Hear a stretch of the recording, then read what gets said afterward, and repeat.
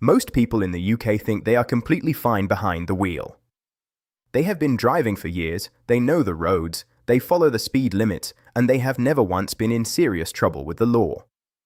And yet, right now, millions of those same confident, experienced drivers are unknowingly breaking brand new laws that came into force this April. Not because they are reckless. Not because they are bad drivers. Simply because nobody told them the rules had changed. That is exactly why you are watching this video today, and if you stay until the end, I promise you will leave knowing every single change that could affect you, your wallet, and your license, starting from April the 10th. So let us get straight into it, because some of these are genuinely shocking. The first thing you need to understand is that road tax, officially called vehicle excise duty, has just gone up across the board, and it is hitting both electric and traditional vehicle owners hard. For years, driving an electric vehicle in the UK came with a golden perk: you paid nothing in road tax. Zero. That free ride ended in April 2025, and now in 2026 the costs are climbing even higher. Electric vehicle owners are now paying the full standard annual rate of £200 for the first time, and this amount will continue to rise with inflation going forward. So if you made the switch to electric expecting to save money on running costs, that particular saving has officially disappeared. And it does not stop there for EV drivers.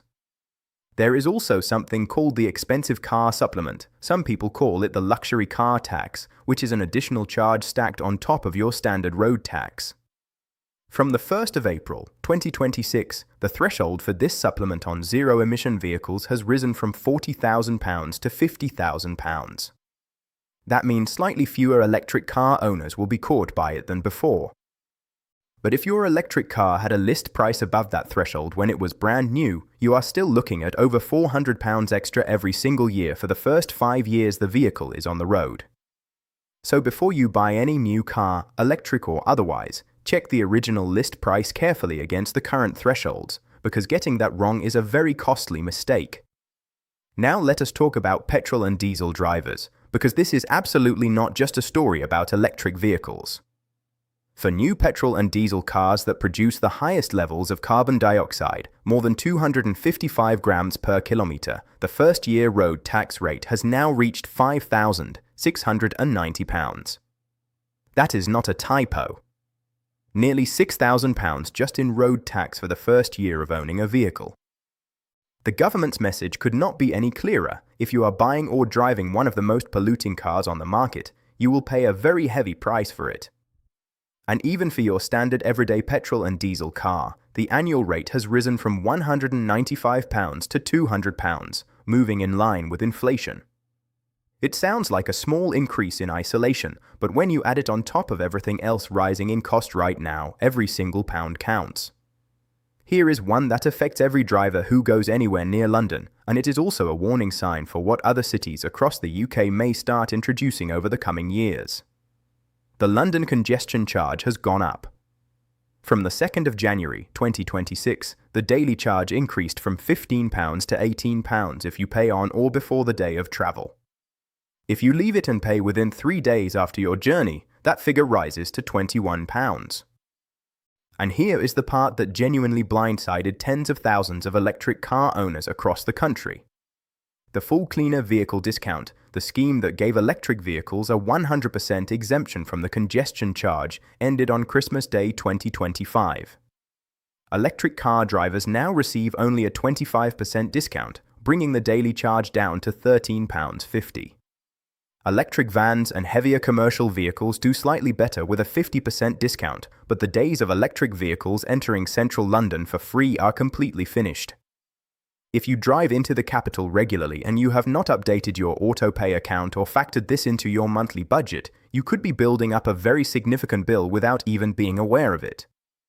Now let us move on to something that affects every driver in the entire country, regardless of what you drive or where you live. The rules around seatbelts are changing, and the consequences of getting it wrong are about to become far more serious than they have ever been before. At the moment, if you are caught not wearing a seatbelt, you receive a fine. That is it. No points on your license, no long-term impact, just a financial penalty. That is about to change significantly. Under the government's broader road safety strategy, the proposal on the table would see 3 penalty points added to your license for not wearing a seatbelt, in addition to the fine that already exists. 3 points. Think about what that means in practice. If you already have points on your license from a previous offense, 3 more points could push you to 6 or 9 or dangerously close to 12. And 12 points means an automatic trip to court and a very real possibility of losing your license entirely.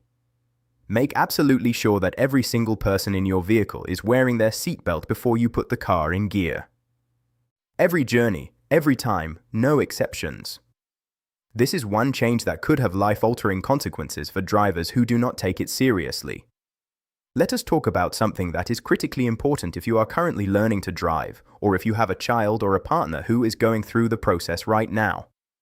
The system for booking practical driving tests has been completely rewritten, and the new rules are significantly stricter than anything that has come before. From the 31st of March, 2026, learner drivers are only permitted to make 2 changes to their driving test appointment after booking it.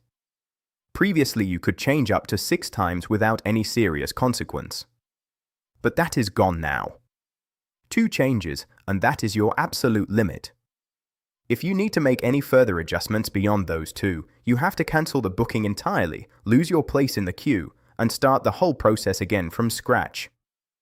And from the 12th of May, 2026, it becomes not just against the rules but actually illegal for anyone other than the learner driver themselves to book, change, cancel or swap a driving test.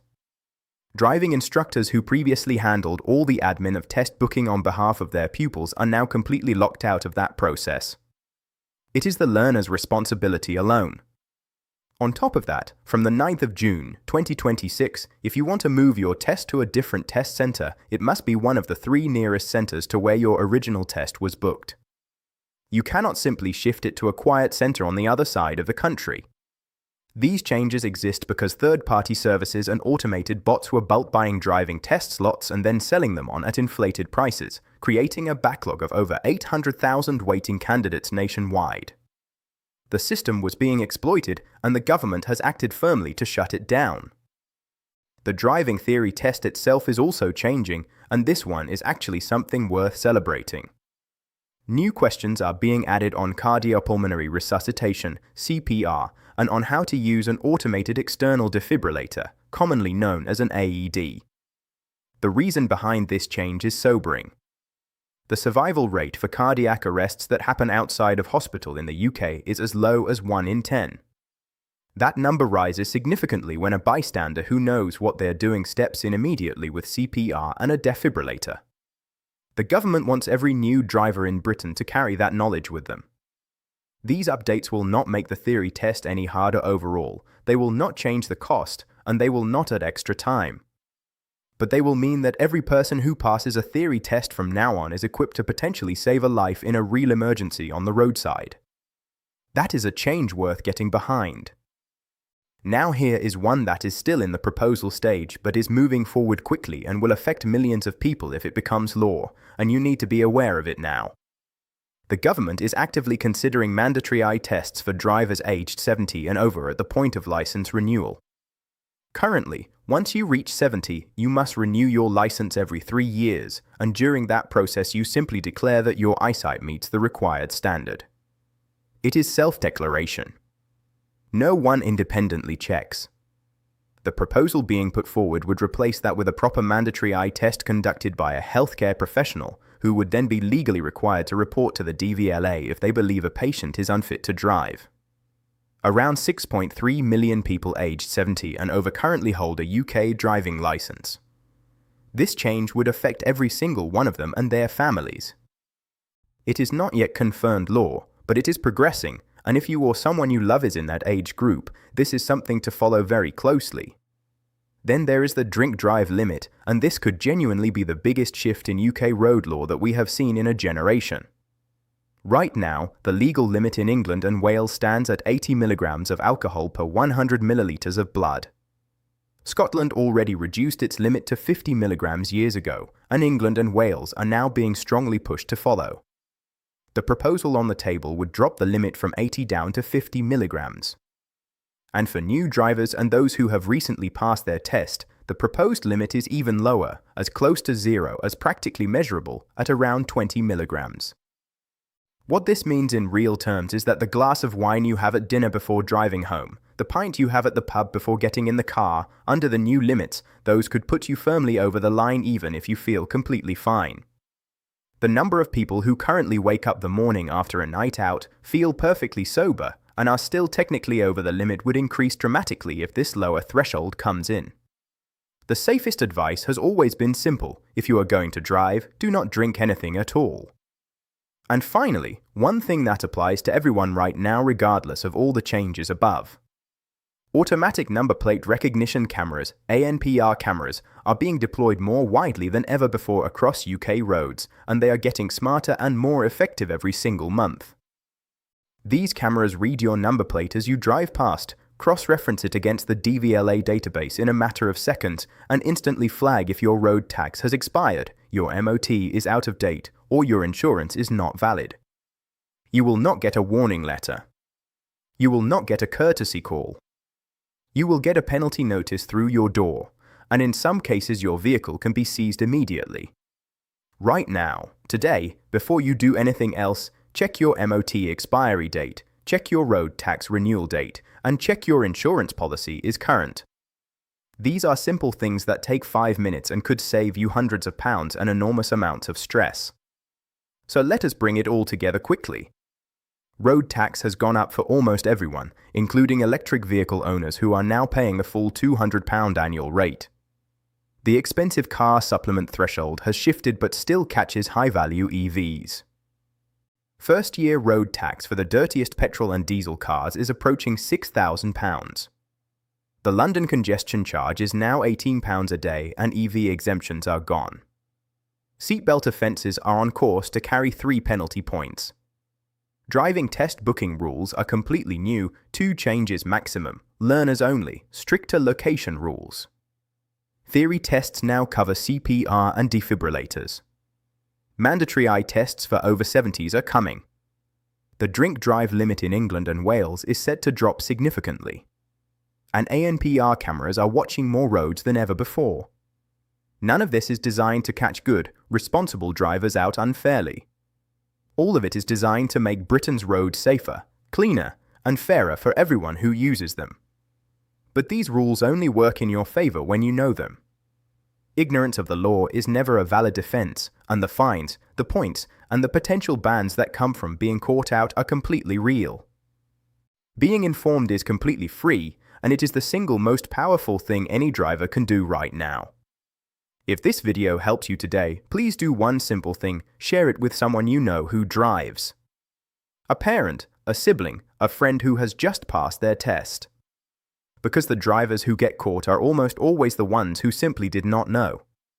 And knowing costs nothing. Thank you so much for watching all the way to the end. It genuinely means the world.